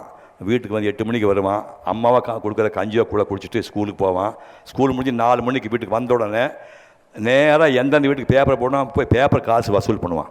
ஞாபகம் வச்சுங்க, இப்படி பண்ணிகிட்ருக்கிறான். அப்புறம் திருச்சியில் சென்ட் ஜோசப் காலேஜ் படிக்கும்போது ஹாஸ்டலில் வந்து அசைவ சாப்பாடுக்கு 18 ரூபா, சைவ சாப்பாடுக்கு 14 ரூபாய்க்கிறாங்க.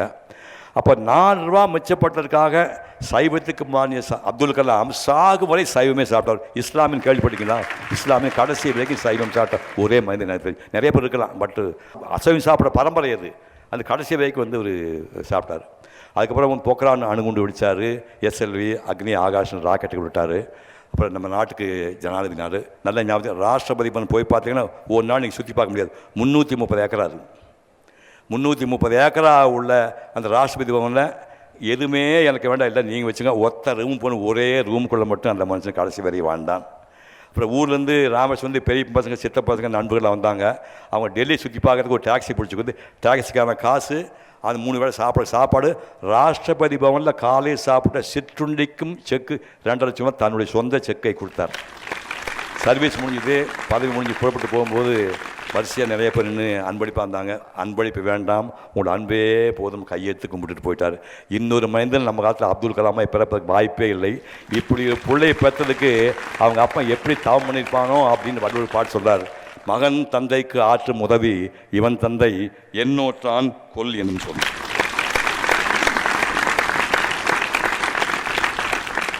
பூலித்தேமை, வேலுநாச்சியார், கட்டபொம்மன் அல்ல செக்கச்சி ஆளுங்க. நம்ம கொங்கு மண்ணுக்கு வந்து அது மாதிரி இருந்தாலும் ஒரு வீரன் சின்னமலை. அவர் வந்து 1756 ஆனூர் அரண்மனையில் ரத்தன சக்கரைங்கிற ஜமீன்தாருக்கு பிறந்த பையன். கல்வி, கேள்வி, வில்வத்தை, வாழ்வத்தை, குதிரையாற்றம் எல்லாத்தையும் கெட்டிக்காரன். எல்லா சாதிக்காரையும் தோளில் கை போட்டு பழகக்கூடிய ஒரு பையன். தெற்கத்தி ஆள் கற்பன் சேவதே அவனுக்கு குருவாக இருக்கிறாரு.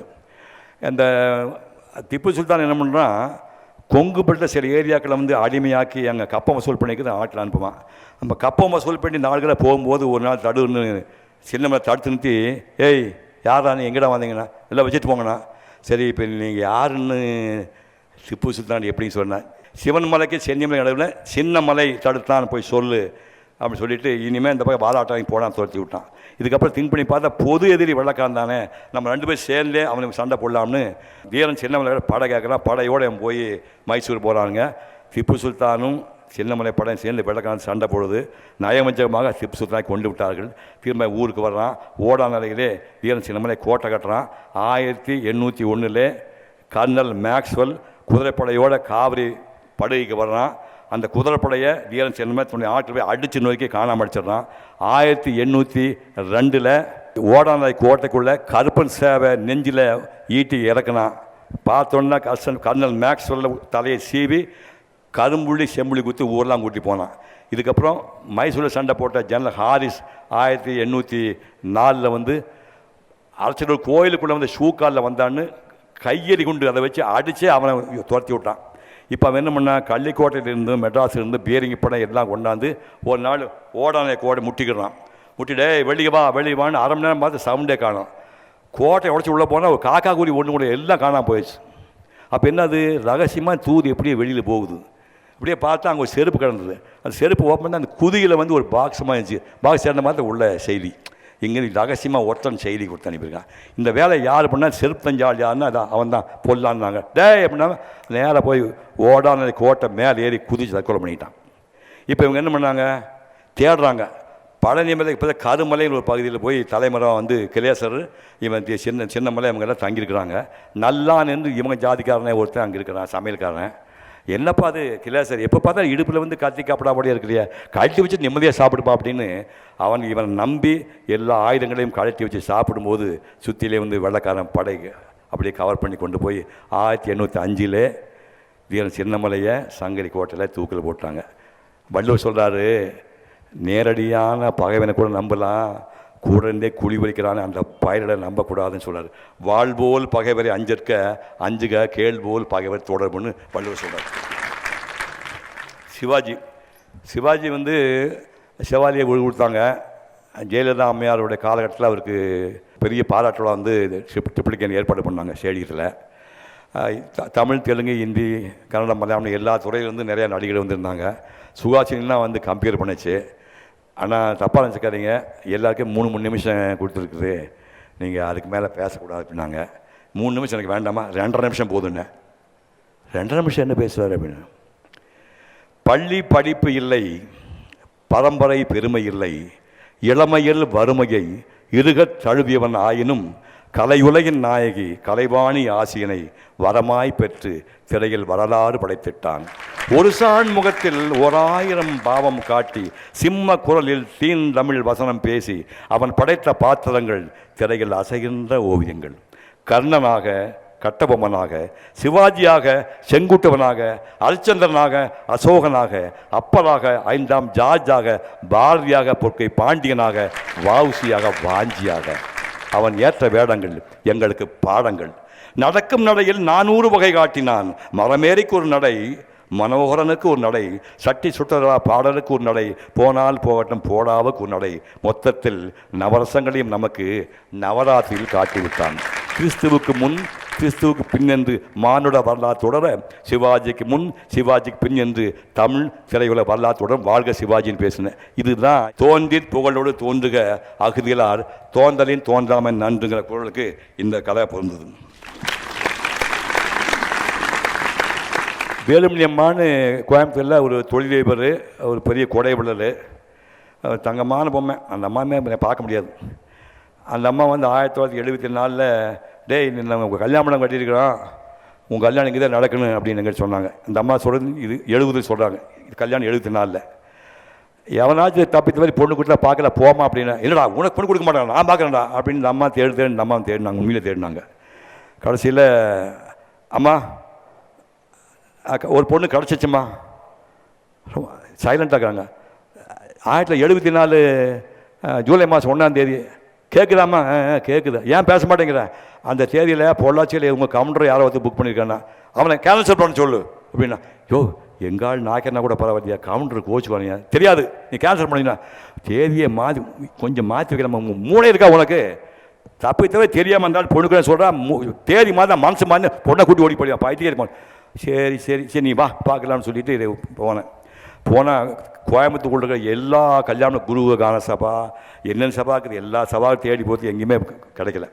அப்புறம் வந்து அவனாசிலேருந்து புளியம்பட்டி போகல தண்டுக்காரம்பாளையம் சேவூர்னு இருக்குது, அங்கே குலதெய்வம் கோயில் இருக்குது, அந்த அம்மா நாயக்கம்மாள் கோயில். அங்கே கூட்டி போனால் இந்த மாதிரி இவ்வளோ திறந்த வழி ஒரு மைதானம் எப்படி இருக்குது. நாங்கள் என்னது மைதானத்துக்கு கொண்டு காட்டி எப்படி இருக்குன்னு, இந்த மைதானத்தில் 5000 பேர் உட்கார்ற மாதிரி என் செலவில் நான் பந்தல் போட்டு கொடுக்குறேன் அப்படின்னு சொல்லி. ஹார்ட் பேஷண்ட்டு ஞாபகம் வச்சுக்கணும். தினம் மேட்டுப்பாட்டில் பண்ணை இருக்குது, கோயம்புத்தூர்ந்து அவனாசி போய் இந்த வேலையை பார்த்துட்டு மேட்டுப்பாளையம் போட்டு சாயங்காலம் திரும்பி வந்து எல்லாருக்கும் வேலை இப்படியே பார்த்து பதம் இந்நாளில் கிட்டத்தட்ட 5000 பேர் உட்காம பந்தல் போட்டு எனக்கு கல்யாணம் வச்ச பொம்பளை. அந்த அம்மாவுக்கு பேரம்பத்தியில் இருக்குது, இருந்தால் கூட சூர்யா கார்த்தி சின்ன வயசு படத்தை தான் படுக்கையில் வச்சுருந்தாங்க. அவ்வளோ பாசமான பொம்பளை, ரொம்ப நெருக்கமான அம்மா. முக்கியமான விஷயம், எங்கள் அம்மா வந்து 5 குழந்தைக்கு பார்த்தாங்க. முதல்ல ஒரு 5 வயசில் ஒரு குழந்தை செத்து போச்சு, அவர் ஒரு பொண்ணு செத்து போய், ஒரு பையன் செத்து போயிட்டா. எங்கள் அண்ணன் பிள்ளைகளை 14 செத்து போயிட்டான். அப்புறம் எங்கள் அக்கா கடைசி 5ஆவது பையன் படாத பாடுபட்டு படிக்க வச்சு 14 வருஷம் பிரிஞ்சிருந்த அம்மா என் கல்யாணத்துக்கு வர முடியாமல் முந்தின நாள் கீழே வந்து கால் பிசக்கிடுச்சு, காலில் கட்டு போட்டிருக்குது. நம்ப மாட்டேங்க, எங்கள் ஊரில் 2 பஸ் அனுப்பி எல்லா ஜாதிக்காரங்களையும் ஏற்றிட்டு போகிறோம். ஊரே காலி. அம்மா சொல்கிறா, இந்த கட்டோடு வந்தேன்னா சுபகாரியத்துலேருந்து என்னை விசாரிப்பாங்க, சீக்காளி விசாரிப்பாங்க, நீ போ நான் பார்த்துக்கன்னு தனியாக எங்கள் அம்மா அந்த ஊரில் உட்காந்துட்டு இருந்தாங்க. மறுநாள் மத்தியானம் தான் வந்து எங்கள் அம்மா கிட்ட ஆசீர்வாதம் வாங்கினேன். இப்படிலாம் அப்படக்கு அந்த அம்மா வந்து விஸ்கோஸில் அந்த அம்மாவுக்கு ஏதோ ஷேர் இருந்தது. எங்கள் ஊர் பையன் வந்து நீ ஒரு வார்த்தை சொன்னீங்கன்னா விஸ்கோஸ் எனக்கு வேலை வாங்கி கொடுப்பாங்கண்ணா. அம்மா நம்ம பையன் சான்ஸ் கேட்குறாம்மா, நீங்கள் சொல்லும்ண்ணா. டே தம்பி இந்த நாளைக்கு வாடா அப்படின்னாங்க. மறுநாள் அவன் போயிருக்கான். போன போய் புலவரை போய் பாருண்ணா. புலவரை பார்த்தா நீ நந்தா சண்முகத்தை போய் பாரு கேட்டால் அப்போ கூட்டி போய் பாருன்னு கை மாற்றி மாற்றி சொல்லிகிட்டே இருக்கிறாங்க. அடுத்து டோட்டலாக கை வச்சுட்டாங்க. 6 மாதம் கழிச்சு போனால் பையன் கண்ணில் தண்ணி விடுறான். நான் ஆச்சுன்னு சொன்னாங்க. 4 பேரில் கை காட்டினாங்க, கிடைக்கலானாங்க. எப்படி இருக்குது நமக்கு? அங்கே கோயம்புத்தூர் பக்கம் வந்து நாயுடுக்கு போகிறாமல் முதலாளிங்க, எங்கள் கம்யூனிட்டி பூரா விவசாயம், அதாவது தொழிலாளிங்க. அப்போ நாங்கள் தொழிலாளிக்கு முதலாளிக்கு எப்படி எப்பவும் கீரிப்பு மாதிரி தான் இருக்குமே. அப்போ இந்த அம்மா வந்து வேலை தான் சொல்லிவிட்டு இப்படி பண்ணிட்டான் சுட்டு நான் ஃபோன் எடுத்து அந்த முதலாளி அம்மா புத்தி காட்டிட்டீங்கல்ல, இல்லைன்னு எல்லாம் சொல்ல வேண்டியதானே, நீங்கள் எல்லாம் மனுஷியா தப்புட்டு ஃபோனை கட் பண்ணிட்டேன். கட் பண்ணால் 1 வாரம் சைலண்ட். ஃபோன் அம்மாட்டேருந்து வருது. நீ திட்டின உடனே எனக்கு செகண்ட் அட்டாக் வந்துடுச்சு. நான் ஆஸ்பத்திரியிலேருந்து இன்றைக்கி தான் வந்தேன். பெத்த மனம் பெற்று பிள்ளை மனம் கல்லும்பானுங்க, உங்களுக்கெல்லாம் புரியாதுடா. விஸ்கோஸில் எனக்கு தொடர்பு விட்டு போய் 2 வருஷம் ஆச்சு. இந்த 2 வருஷ காலத்தில் வேலுமணிமா சிபாஸில் ஒரு காக்கா குருவி விஸ்கோஸ்குள்ளே போன நிரூபிச்சுன்னா நான் மெட்ராஸுக்கு வந்து 1 மாதத்துக்கும் உன் வீடு வாசப்பை கோலம் போடுறேன், உன் குழந்தைங்க டாய்லெட் போனால் கழுவி விடுகிறேன். ஃபோன் கட்டு. எப்படி வலி இருக்குன்னு நினச்சி பாருங்க. எப்படி முரட்டு பையன் அப்படி பேசிட்டு இங்கெல்லாம் வேர்க்குது, இங்கெல்லாம் வேர்க்குது. என் பொண்டாட்டிக்கே சொல்ல முடியாது, எங்கள் அம்மாட்ட சொல்ல முடியாது. 2 நாள் தூங்கவே இல்லை. 3 நாள் ஃபோன் பண்ணி அம்மா மன்னிப்பாயா, அந்த பக்கம் மன்னித்தேன், ஃபோன் கட்டு. 1 மாதம் கழிச்சு டேய் நான் மெட்ராஸ் வரேன்டா, வாங்கம்மா வாங்கம்மா, ரொம்ப சந்தோஷம். வந்து உட்லன்ஸ் ரூம் போட்டாங்க. போட்டு கருமாரி நமக்கு போயிட்டு போனேன். அம்மா மத்தியானம் சாப்பாட்டுக்கு வரீங்களாம்மா? வரேன்டா அப்படின்னாங்க. மத்தியானம் சாப்பாட்டுக்கு வரேன்னு எங்கள் வீட்டு அம்மா வடை கடை எல்லாம் பண்ணி ரெடி பண்ணி வச்சுருக்காங்க. 1 ஆச்சு 1 ஆச்சு 1:45. இப்போ தான் வந்தேன், கொஞ்சம் லேசாக நெஞ்சு வலிக்குது, நீங்கள் எல்லாம் சாப்பிடுங்க, ஒரு 4 மணிக்கு வரேன்னு 4 மணிக்கு வந்தாங்க. ஆளவேத்துக்கு 2 மாலை. என்னம்மா மடையா, நான் தானே அவனுக்கு கல்யாணம் பண்ணி வச்சேன், இன்றைக்கி உங்கள் கல்யாண நாள்டா, போடுறான் அவனுக்கு, நீ போடுமா அவனுக்கு. 2 பேர்த்துக்கு மாலை போட சொல்லி கால் போட சொல்லி ஆளுக்கு 1000 ரூபா வச்சு கொடுப்பாங்க. இந்த மாதிரி பொம்பளை நீ பார்க்க முடியுமா? வேற ஒரு பொம்பளை காரி துப்பியிருப்பா என்ன, என் மூஞ்சிலே முடிச்சிருக்க மாட்டான். இப்படி பொம்பளை பார்க்க முடியுமா? எங்களுக்கு தான் வள்ளுவர் சொல்கிறாரு, நான் வழக்கம் வேண்டும் யாகாவராயினும் நாகாக்க காவாக்கால் சோகாப்பர் சொல்லெடுக்கு பட்டுன்னு சொல்லியிருக்காரு. டாக்டர் ஸ்ரீதர் வந்து 1960களில் நாடோடி மன்னன் வந்துச்சு, அவர் உச்சத்தில் இருக்கார். எம்ஜிஆர் இந்த பக்கத்தில் பாசமலர் வீரபாண்டிய காடு வந்து சிவாஜி உச்சத்தில், இந்த பக்கம் சிவாஜி கொடி பறக்குது, இங்கே எம்ஜிஆர் கொடி பறக்குது. இப்படி 2 பேர் கொடியும் 1960களில் உச்சத்தில் பறந்துட்டு இருக்கும்போது ஒரு படைப்பாளியாக நடுவில் கொடியை விட்டாள் நம்ம ஆள் ஸ்ரீதர். ஒரு கல்யாண பரிசு, நெஞ்சர்வாலயம், காதலுக்கு நேரமில்லை, அப்படி ஆரம்பித்து 50 படங்கள், 50 படம் சூப்பர் ஹிட் படங்கள் அப்படி கொடுத்தவர். திடீர்னு 1994 ஒரு நாள் சார் ஸ்ரீதர் வந்து அப்போலோ ஹாஸ்பிட்டல் இருக்கிறாங்க. பதறி அடிச்சுட்டாங்க. ஒன்று போனோன்னா டாக்டர் சொல்கிறாரு, சார் அவருக்கு மெமரி போயிட்டுருக்குது, பழைய சமூகம் ஏதாவது ஞாபகப்படுத்திங்கன்னா அவர் ரிவைவ் ஆகிறதுக்கு வாய்ப்பு இல்லைன்னா டோட்டலாக அவர் கொலாப்ஸ் ஆகிடுவார், அப்புறம் தூக்கிட்டு போக முடியாது, வெஜிடபிள் ஆகிடுவார். நாங்கள் முரட்ட தெரியும் தானே. போனேன், சட்டையை பிடிச்சி ஒரு கூலி கொடுக்குறேன். சார் நான் ஒரு டயலாக் சொல்கிறேன், அது எந்த பண்ண சொல்கிறீங்களா? கோமாண்டர் இப்படி இருக்கிறார். ஒரு எந்த இடத்துக்கு வந்தாலும் என் வேதனை தீரும் என்று எண்ணி வந்தேனோ அந்த இடத்துல வேதனை அதிகமாகிவிட்டதே. என் உள்ளத்திலே பற்றி எரியும் நெருப்பை நீயாவது அணைப்பாய் எதிர்பார்த்தேன். ரூபா எரியும் நெருப்பிலே எண்ணெய் பார்த்து ஜுவாலை விட்டே செய்து விட்டாய். நான் யார் என்று எனக்கு தெரியவில்லையே, என் இறந்த காலமே என் நினைவில் இல்லையே, என் சிந்தனை சோபத்தில் மோதி மோதி என் சித்தம் கலங்கிவிட்டதே. நான் பசியால் பட்டினியால் கடைசி துடித்தது ஓடுகள் இப்படி துடித்தது இல்லையே. எனக்கு ஏன் இல்லை வேதனை, எனக்கு ஏன் இல்லை கஷ்டம்? எந்த படம்? டேய் ஏன் படம்டா? எந்த படம்? அமரதீபம். டயலாக் பேசுன யார்? சிவாஜி கணேசன். யார்கிட்ட பேசுனாங்க? பத்மினி கிட்ட. சார் சார் இந்த பக்கம் தேவசனா கண்ணு தண்ணி வடியுது, இந்த பக்கம் சிவி ராஜேந்திரன் அழுதுட்டு இருக்கிறான். சார் இன்னும் ஒரு மேட்ச் சார் உண்மையிலே பிக்கப் ஆகிடுங்க சார், ஒன்று சொல்லுங்கிறார். சார் இன்னொரு படத்தில் ஒரு டயலாக் ஹீரோ சொல்லுவார், அம்மா ஆண்டவனுக்கு துரோகம் பண்ணிட்டாருமா. என்னப்பா சொல்கிறேன்? எனக்கு மட்டும் இவ்வளோ நல்ல மாவு கொடுத்துட்டு உனக்கு மட்டும் ஏன் இப்படி மோசமான போய் கொடுத்தான்? இது எந்த படம்? இது ஏன் படம் தான்டா. எந்த படம்? புனர்ஜென்மம். யார் டயலாக் பார்த்து? சிவாஜி. அம்மா யார்? கண்ணம்மா. எழுந்து உட்காந்துட்டார் சார். சார் இன்னும் ஒரு மணி சொன்னால் அவர் எழுந்து நடந்து போயிட்டு வா சார். நாங்கள் எப்படிங்குது விடமாட்டோம் என்னம்மா சார். 1962 சைனீஸ் வார் டைமில் போர் பிரச்சார படம் நீங்கள் தான் ஷூட் பண்ணீங்க. சிவாஜி கணேசன், முத்துராம, கோபாலகிருஷ்ணன் எல்லாருக்கும் டயலாக் எழுதிட்டு நீங்கள் ஒரு டயலாக் எழுதி நீங்கள் எழுதும் டயலாக் நீங்களே பேச முடியாமல் 7 டேக் வாங்கினேன் ஞாபகம் இருக்கா சார் அப்படின்னா, ஆமாடா உனக்கு விஷயம் தெரியுமாடா என்னை நடிக்க சொல்லி ஸ்டார்ட் கட் சொன்னார் எஸ்.எஸ். ராஜேந்திரனார். உண்மையிலே இறங்கிட்டார். இறங்கி 14 வருஷம் வாழ்ந்தார். நினச்சிப்பா 14 வருஷம் வாழ்ந்து 2008 போனார். ஒரு வேடிக்கை தெரியுமா அவனுக்கு? காந்தியாக இருந்தாலும், காமராஜாக இருந்தாலும், காஞ்சி பெரியவராக இருந்தாலும், இந்த மண்ணில் பிறந்தவன் ஒரு நாள் மண்ணை விட்டு போய்த்தாருன்னு அவரும் போயிட்டார். இந்த பூமிக்கு என்ன பெருமைன்னா, நேற்று இருந்தவன் இன்னைக்கு இல்லை அப்படிங்கிறது தான் இந்த பூமியோட பெருமைன்னு வள்ளுவர் சொன்னார். நெருநல் உளன் ஒருவன் இன்றில்லை என்னும் பெருமை உடைத்து இவ்வுலகம். இது வந்து எம்ஜிஆரை பற்றின கதை. 1936 அவர் வந்து நடிக்க ஆரம்பிக்கிறாரு. துண்டு துண்டாக வேஷம். துண்டு துண்டாக எப்படி சொல்கிறது, 2 சீன் கூட வராது. வர சீனு ஃபைனல் வெட்டி போட்டுருவாங்க. துண்டு துண்டாக 10 வருஷம் சின்ன சின்ன வேஷம் பண்ணுறாரு. 1947 ராஜகுமாரி படம் வருது. அந்த ஹீரோ ஆகிடுறாரு. ஹீரோ ஆனதுக்கப்புறம் அந்த ஹீரோயிஸை காப்பாற்றுறதுக்கு 7 வருஷம் போராடுறாரு. 1940 நல்ல ஞாபகத்துக்கு எம்ஜிஆருக்கு முண்டா பனியன் 2, ஜிப்பா 2, பட்டாப்பட்டி அன்றவர் 2 வேட்டி. இதுதான் சொத்து. அங்கே வந்து வாட்டாக் சோழில் வீட்டில் வாடகை குடியிருக்கிறாரு. சாயங்காலம் இந்நேரம் ஆன உடனே இந்த துணியில் பட்டாப்பட்டி அன்றவரை போட்டு இதெல்லாம் இவையே சோப் போட்டு துவைச்சி நைட்லேயே காய போட்டு காலையில் சொம்புக்குள்ளே கறியை போட்டு இஸ்திரி போட்டு நடந்து ஸ்டுடியோ போவார். நான் காசு கிடையாது. நடந்து வாட்டாக் சோல்லேருந்து நியூட்டன் ஸ்டுடியோவுக்கு ஒரு 3 மைல் இருக்குது. நடந்து போய் அப்படியே தியாகராஜபா உச்சத்தில் இருக்கார். அசோக்குமார் டைம் போய் ஏதாவது வேஷம்னு ராஜகுமாரமாக இருக்க ஐயா நீ எப்படி இந்த மாதிரி சைடு வேஷம் பண்ணுறேன் சச்சா சரியாக வர பொண்ணு.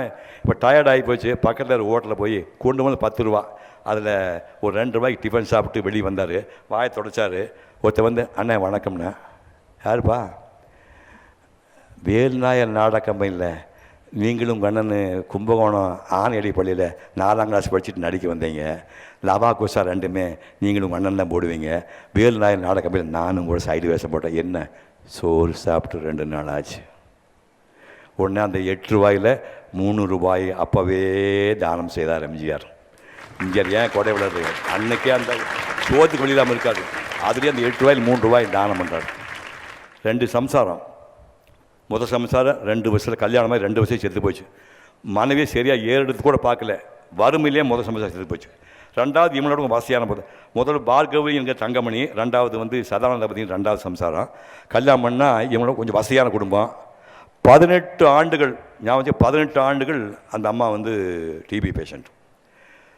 நோய் முத்திட்டே போயிட்டுருக்குது. வாட்டாக்ஸோடு சைக்கிள் ரிக்ஷாவில் வச்சுட்டு காமதேனுங்கிறது மயிலாப்பூர் அவ்வளோ தூரத்துக்கு ரிக்ஷாவில் கூட நடந்தே போவார் எம்ஜிஆர். அப்படியெல்லாம் போய் போராடாரு. நோய் முத்தி போச்சு. நுத்தி போனதுக்கப்புறம் வந்து சாயங்காலம் ஸ்டுடியோவில் வந்தோடனே தலைக்கு எண்ணெய் வைப்பார். நல்லா ஊர்னதுக்கப்புறம் சேக்காய் அரப்புத்தூள் போட்டு இவரே குளிப்பாட்டுவார். சாம்பிராணி பகு போட்டு கூந்தெல்லாம் காய வைப்பார்.